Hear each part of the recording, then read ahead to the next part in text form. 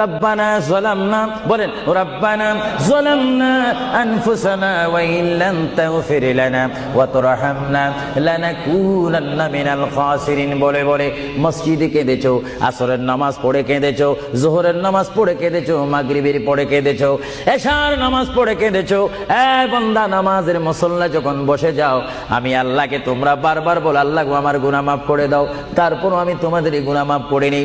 তারপরও তোমরা নিশি রাত্রে, মানুষ যখন ঘুমে যায়, তোমার বিবি যখন ঘুম যায়, তোমার ছেলে যখন ঘুম যায়, তুমি নিশি রাত্রে ঠান্ডা পানি দিয়ে ওযু বানিয়ে নামাজের মুসল্লায় বসে তুমি আবার যখন ডাক দাও, রব্বুল আলামিন, পৃথিবীর কোনো মানুষ আমার গুনাহ সম্পর্কে জানে না, তুমি আমার গুনাহ সম্পর্কে জানো।